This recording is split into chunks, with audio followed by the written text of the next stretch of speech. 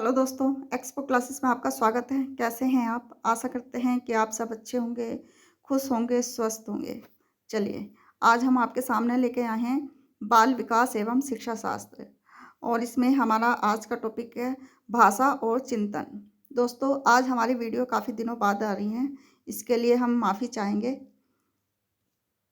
तो चलिए आगे देखते हैं, आगे का नेक्स्ट क्वेश्चन क्या है इसमें। इसमें क्वेश्चन पूछ रहा है कि भाषा से संबंधित दिए गए निम्नलिखित कथनों में से कौन सा एक गलत है। भाषा वाणी का एक स्वरूप है। भाषा हमारी बौद्धिक क्षमता को अभिव्यक्त करती है। भाषा भावों एवं विचारों को अभिव्यक्त करने का माध्यम नहीं है। बच्चे अनुकरण के माध्यम से भाषा को सीखते हैं। इसमें बताना है कि कौन एक गलत है, इसमें कौन गलत है। ठीक है, भाषा भावों एवं विचारों को अभिव्यक्त करने का माध्यम नहीं है। तो क्या हो गया हमारा? 3 ऑप्शन ठीक हो गया। चलिए आगे चलते हैं। नेक्स्ट क्वेश्चन है कि यदि किसी बालक द्वारा अभिव्यक्ति के लिए प्रयुक्त भाषा वाक्य संरचना की दृष्टि से तो सही है, किंतु अर्थ की दृष्टि से गलत है, तो इसे सुधारने के लिए आप क्या करेंगे? क्या करेंगे इसमें देखिए, उसे उन वाक्यों से संबंधित व्याकरण के बारे में बताएंगे। उसे स्वयं उन वाक्यों को सही से बोल कर बताएंगे। उसे सही वाक्य संरचना के बारे में उसके साथी से ज्ञात करने के लिए कहेंगे। उसकी शिकायत उसके अभिभावकों से करेंगे और उसके अभिभावक को यह सलाह देंगे कि अपने बच्चे को सही से बोलना सिखाएं। ठीक है, लेकिन इसमें हमें क्या बताना है? इसमें इसे सुधारने के लिए आप क्या करेंगे? उसे स्वयं वाक्यों को सही बोलकर बताएंगे। तो इसमें कौन सा हो गया हमारा? सेकंड ऑप्शन ठीक हो गया। ठीक है, चलिए आगे चलते हैं। वह नित्य गाने की कसरत करता है। वाक्य विन्यास की दृष्टि से सही है, लेकिन अर्थ विज्ञान की दृष्टि से गलत है। अर्थ विज्ञान की दृष्टि से सही है, लेकिन वाक्य विन्यास की दृष्टि से गलत है। अर्थ विज्ञान एवं वाक्य विन्यास की दोनों की दृष्टि से सही है। अर्थ विज्ञान एवं वाक्य विन्यास दोनों की दृष्टि से गलत है। तो इसमें क्या है? वह नित्य गाने की कसरत करता है। वाक्य विन्यास की दृष्टि से सही है, लेकिन अर्थ विज्ञान की दृष्टि से गलत है। तो इसका फर्स्ट ऑप्शन ठीक हो गया। ठीक है, चलिए आगे चलते हैं। दौड़ते हुए स्कूल जा रहा था राम का भाई। वाक्य इसमें है दौड़ते हुए स्कूल जा रहा था राम का भाई। ठीक है, इसमें क्या है? इसमें वाक्य विन्यास की दृष्टि से सही है, लेकिन अर्थ विज्ञान की दृष्टि से गलत है। अर्थ विज्ञान की दृष्टि से सही है, लेकिन वाक्य विन्यास की दृष्टि से गलत है। तो इसमें सेकंड ऑप्शन ठीक हो गया। ठीक है, चलिए वाक्य की सार्थक लघुत्तम इकाई जिसमें एक या अधिक ध्वनियों का प्रयोग हुआ हो डैश कहलाता है। क्या कहलाता है? ये बताना है क्या कहलाता है। इसमें कहलाता है रूपिम। ठीक है, चलिए आगे चलते हैं। परिपक्वता का सिद्धांत संबंधित है किससे? है भाषा विकास से। ठीक है, भाषा विकास से संबंधित है। चलिए, निम्नलिखित में से कौन सा कारक भाषा विकास को प्रभावित करता है? कौन सा कारक प्रभावित करता है? स्वास्थ्य, परिवार का आकार, लिंगीय भिन्नता या परिपक्वता। ये है सभी। ठीक है, ABCD। चलिए आगे चलते हैं। निम्नलिखित में से कौन सी एक भाषा दोष विकार से संबंधित नहीं है? ये बताना है, दोष विकार से संबंधित नहीं है, हमें बताना नहीं है। ध्वनि परिवर्तन, हकलाना, और तुतलाना स्पष्ट उच्चारण ये दोष विकार से संबंधित नहीं है, क्योंकि ये ध्वनि परिवर्तन भी दोष विकार है, हकलाना भी है, तुतलाना भी है, लेकिन स्पष्ट उच्चारण नहीं है। ठीक है, तो इसका क्या आंसर हो गया? हमारा फोर्थ आंसर ठीक हो गया। निम्नलिखित में से कौन सा तरीका भाषा सीखने का साधन है? कौन सा साधन है ये बताना है। इसमें है कहानी सुनना, बिल्कुल ठीक है। प्रश्नोत्तर के माध्यम से, ये भी सही है। अनुकरण द्वारा, ये भी सही है। उपरोक्त सभी, इसमें सभी सही है, उपरोक्त सभी। ठीक है। यदि आपकी कक्षा में एक छात्र दोष युक्त है तो आप किसी सामान्य छात्र की तुलना में उसे क्या पाएंगे? उस छात्र को अपने स्वर यंत्रों पर नियंत्रण नहीं है। आगे का है, ये देखिए, वह कक्षा में अन्य छात्रों की तुलना में अधिक बोलता है। भाषा दोष के कारण वह अधिक शैक्षिक उपलब्धियां हासिल करता है। वह कक्षा में किसी अन्य छात्र से पिछड़ा नहीं है। तो इसमें क्या है? एक ठीक हो गया। इसमें है क्योंकि उस छात्र का अपने स्वर यंत्रों पर नियंत्रण नहीं है। ठीक है, तो इसमें हम क्या पाएंगे कि उसका अपने स्वरों पर नियंत्रण नहीं है। एक ऑप्शन ठीक हो गया इसका। चलिए आगे चलते हैं।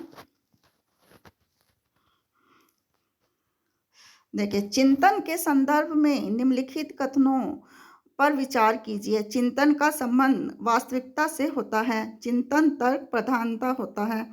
चिंतन के लिए किसी समस्या का होना आवश्यक नहीं है। उपरोक्त में से कौन सा या से कथन सत्य है ये बताना है। कौन से हैं? ये सभी, तो ये भी सभी हैं। ठीक है, चिंतन का संबंध वास्तविकता से होता है, बिल्कुल सही। चिंतन तर्क प्रधान होता है, बिल्कुल सही है। चिंतन के लिए किसी समस्या का होना आवश्यक नहीं है, तो ये सभी ठीक है। चलिए आगे चलते हैं।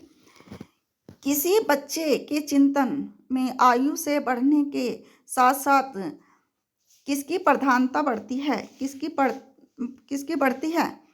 यानी कि किसी बच्चे के चिंतन में आयु के बढ़ने के साथ साथ किसकी प्रधानता बढ़ती है? किसकी बढ़ती है? अगर बच्चे की आयु बढ़ती है तो उसकी प्रधानता क्या? तर्क की प्रधानता बढ़ेगी। ठीक है, तो एक ऑप्शन ठीक हो गया इसका। चलिए आगे चलते हैं। किसी बच्चे में चिंतन का प्रमुख कारण क्या है ये बताना है। किसी बच्चे में चिंतन का प्रमुख कारण क्या है? समस्या समाधान करना, निर्णय लेने की क्षमता, वातावरण के प्रति चैतन्य, समायोजन करने हेतु।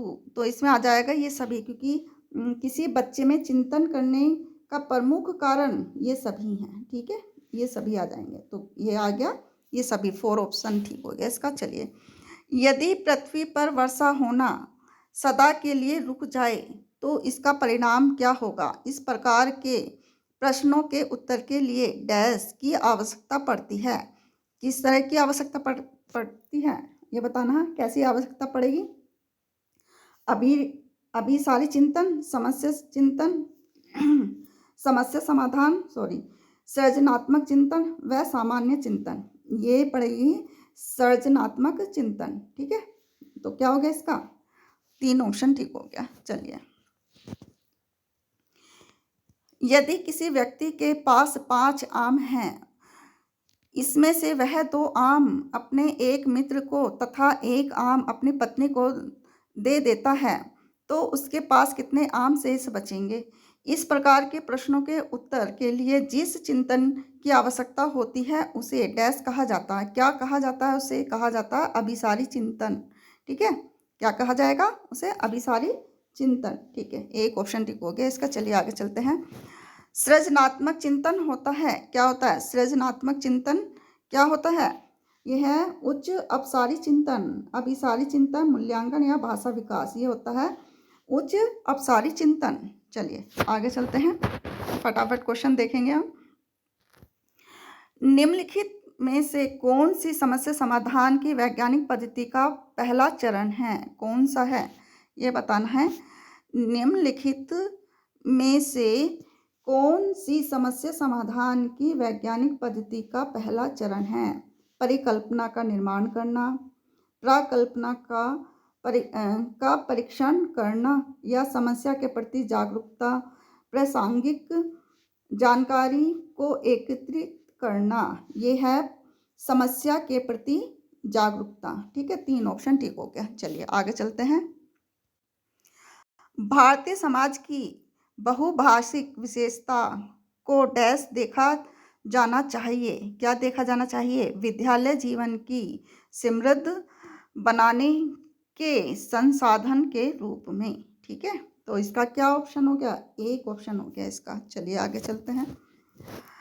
सृजनात्मकता मुख्य रूप से डैश से संबंधित है। किससे संबंधित है? ये है सृजनात्मकता, जो कि अभी पीछे बताया था हमने, अपसारी चिंतन से। ठीक है, 4 आंसर ठीक हो गया इसका।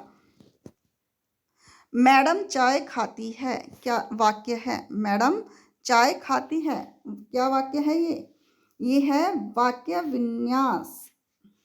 वाक्य विन्यास की दृष्टि से सही है, लेकिन अर्थ विज्ञान की दृष्टि से गलत है। तो 3 ऑप्शन इसका ठीक हो गया। चलिए, विद्यार्थी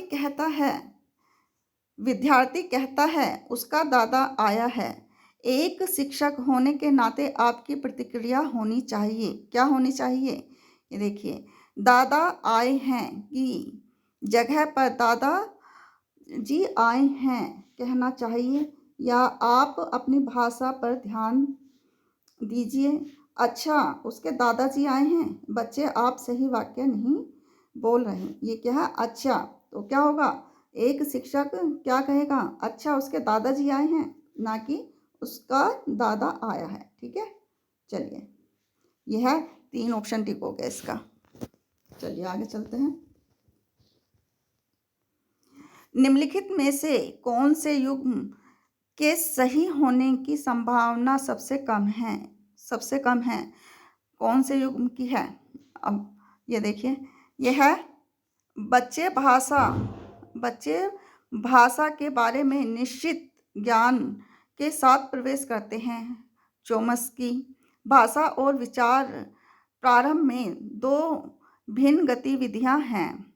वाइगोत्स्की, भाषा विचार पर आधारित है। पियाजे, भाषा वातावरण में एक उद्दीपक है। BF स्किनर, यह है भाषा विचार पर आधारित है। पियाजे। ठीक है, ये सबसे कम संभावना है सही होने की। चलिए आगे चलते हैं। सृजनात्मकता क्या है?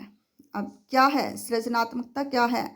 यह है समस्या के मौलिक और अपसारी समाधानों को पहचानने अथवा तैयार करने की योग्यता। ठीक है, तो इसका क्या हो गया? इसका 3 ऑप्शन ठीक हो गया। चलिए आगे चलते हैं। निम्नलिखित में से कौन सा कथन भाषा और विचार के बारे में पियाजे और वाइगोत्स्की के दृष्टिकोण का सही वर्णन करता है? कौन सा करता है? भाषा दोनों भाषा को बच्चे के विचारों से जन्म लेते हुए मानते हैं। क्या होता है इसमें? भाषा इसमें है, इसमें माना जाएगा दोनों भाषा बच्चों के विचारों से जन्म लेती हुई मानते हैं। ठीक है, वाइगोत्स्की क्या मानते हैं? कि दोनों भाषा को बच्चे के विचारों से जन्म लेती हुई मानते हैं। ठीक है, 4 आंसर ठीक हो गया इसका। चलिए आगे चलते हैं। निम्नलिखित में से कौन सा एक उदाहरण भाषिक बुद्धि वाले व्यक्ति को दर्शाता है? कौन सा दर्शाता है? ये है शब्दों के अर्थ, क्रम तथा भाषा की विविध प्रयोगों के प्रति संवेदनशीलता। इसका आंसर क्या हो गया? 4 आंसर ठीक है इसका। ठीक है, चलिए इसका आंसर है 4। भाषा बताना है। भाषा क्या है? भाषा हमारी विचार प्रक्रिया को पूरी तरह से नियंत्रण करती है। भाषा विचार प्रक्रिया को प्रभावित करती है। भाषा विचार प्रक्रिया का निर्धारण नहीं करती, या भाषा विचार प्रक्रिया को प्रभावित नहीं करती। ये क्या? भाषा हमारी विचार प्रक्रिया को प्रभावित करती है। क्या है? हमारी विचार प्रक्रिया को प्रभावित करती है। इसका आंसर सेकंड हो गया। ठीक है, ये आज का लास्ट क्वेश्चन था। आशा करते हैं कि आपको वीडियो पसंद आई होगी। अगर आपको ये क्वेश्चन ज़रा भी यूज़फुल लगे तो प्लीज़ चैनल को लाइक और सब्सक्राइब ज़रूर कीजिएगा। मिलते हैं नेक्स्ट वीडियो में। कोशिश करेंगे कि हम आपके लिए डेली वीडियो लेकर आएँ। तब तक के लिए धन्यवाद।